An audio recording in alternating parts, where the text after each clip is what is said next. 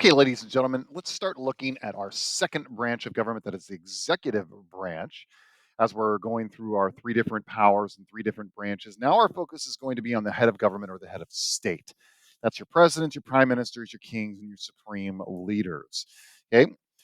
Now, there are some jobs that are functions of the executive branch. Number one is they recommend policy. They can't make laws. They can create agendas. They can propose laws and say, this is what I would like in my budget. And but they don't really have the ability to make law in democratic societies. They recommend that policy. Number two, they then implement the policy that actually comes about from the legislative branch. The legislative branch makes the laws, the executive branch implements it. They'll write, regulations and addendums to make sure it's efficient in its implementation. And of course, you have people that are usually part of the government that implement that policy, and so they need to manage that bureaucracy to make sure the policy is actually implemented effectively. Now, what is a bureaucracy? Because it's a very complicated system. Bureaucracy is simply a system of non-elected government officials that implement policies. One thing that's misunderstood is that when United States presidents actually, turn over, it's not like everybody in the government flips from being one party to another. Just the very, very top actually is politically, partisan to a party. Everybody else just simply works for the U.S. government, and they do what they're told and implement the policies that are enacted, constitutionally appropriate, of course. So at the top of this, you'll have your government official. This is you're going to be your in the United States, your secretary of. If it's the UK, it's like a cabinet minister, or if it's in Mexico or Nigeria, it's also going to be a member of the cabinet. Then you're going to have administrators that are going to implement the policies put forth by the head government official. You have managers, and ultimately you have the workers that are actually going to implement this. So, you have your top end government officials, somebody that's going to administrate the program, somebody to manage the people to fully implement the policy, and then the workers that actually implement the policy.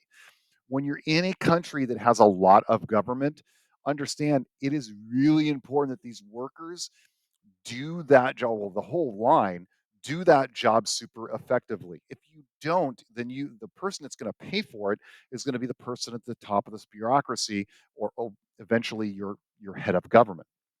So making sure that everybody in here implements this policy effectively is really important. And policies can get muddled if this is only a four-level bureaucracy. Sometimes the bureaucracy is even bigger than this. It's like a game of telephone where I'm telling you to do this and it gets mangled in here. In more corrupt societies, this is where you take money. Every level, when it says, "Oh, we're going to pay this out much out to the military," this level takes some off the top. This level takes some off the top. This level takes some off the top, and at the very bottom, you just don't have anything left. And then you get really, really poor government bureaucracies. Okay. The last part is the standard. The job of the executive is to enforce the policies. All right, maintain the programs, maintain law and order, make sure that now that they're implemented, let's make sure everything is done appropriately and with their due diligence. And of course, they'll make sure that the citizens are protected through law enforcement. All right. Now, what are the roles? You have two different roles of the executive. You have the head of state, that's a ceremonial leader. Usually, these are the commander in chiefs and foreign policy leaders. And you have the head of government. They run the government, they run the bureaucracy, they create the agenda that the government's going to follow, they propose laws and policies. Depending on where you are, these are either separate, some have more power than the others, or they could be together. So in the UK, the head of state is King Charles, the head of government is Rishi Sunak, the prime minister. In Mexico, AMLO, Andres Manuel Lopez Obrador, is both the head of state and head of government. In Nigeria, President Bola Tinubu is the head of state and head of government. In Russia, President Vladimir Putin and Prime Minister Mikhail Mishustin is the head of state and head of government. The supreme leader, Ayatollah Ali Khamenei, is the head of state, and President Ibrahim Raisi is the head of uh, the government, and President Xi Jinping is the head of state, and Premier Li Qiang is the head of government. Now, are any of these a little more powerful than the others? They are. King Charles obviously has no power. Politically speaking, Rishi Sunak is much more powerful, of course, contained by the House of Commons. Both the presidents in Mexico and Nigeria are the only chief executives. And of course, Vladimir Putin, Ayatollah Khamenei, and Xi Jinping, they are both, all three of them are the obvious leaders of their state. Yes, these guys have political power, but it's basically limited to what the head of state actually want them to do. All right. How do you get appointed in your chief executive position? Well, if you're in the UK, it is a hereditary. If you're the king, it's hereditary. So it's passed down to sons and daughters over time. The prime minister, of course, is a parliamentary general election. The voters vote for parliament. The parliament votes in the prime minister. In Mexico, it's a direct election of the people for president. In Nigeria, it's a direct election for people for president. In Russia, it is a direct election of the people for president. The prime minister is nominated by the president and confirmed by the Duma, which, of course, remember, is going to be full of Putin's United Russia Party members. In Iran, you have the supreme leader who is chosen by the Assembly of Experts, and uh, by the way, who are voted in by the people. And the president is elected. Of course, remember the Guardian Council gets to choose what people are on the ballot. And then the president is chosen by the National People's Congress, and the premier is also chosen by the National People's Congress in China. Now, how long can they serve? Well, the king has no term limits at all. They serve until they die.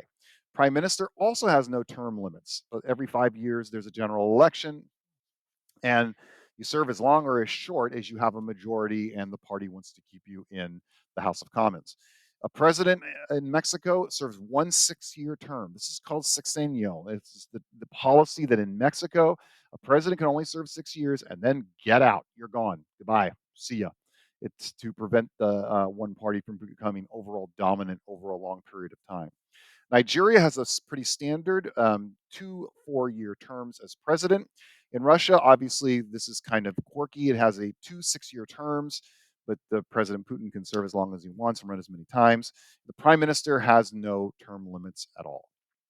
The supreme leader in Iran is therefore life, and then it is decided again by the Assembly of Experts. The president of Iran has 2 4-year terms. And in China, there are no term limits for Xi Jinping. He passed a law that made that happen. And the premier in China has 2 5-year terms. How do you remove the chief executives? Well, you can't remove the king, technically. The prime minister, of course, the party leadership vote, or a vote of no confidence. Mexico has a 2/3 upper house impeachment, okay, removing by criminal offense. They also have something called a 3-year recall referendum. This was just passed under AMLO. Basically, you can call, the president can essentially call for a what's called a recall referendum. It's kind of almost like a vote of confidence, if you will, or a vote of no confidence directly given to the people. And so far, it's been happened one time, and AMLO got a vast majority of the vote. In Nigeria, you have a standard 2/3 upper house impeachment. In Russia, the 2/3 of the upper house impeachment also, sure. Yeah, right. And of course, the prime minister can be removed with a no confidence vote. The supreme leader can be removed by the Assembly of Experts. Just remember that the Assembly of Experts were helped put in by the Guardian Council, who is half run by the supreme leader. And then the president can be removed by the supreme leader.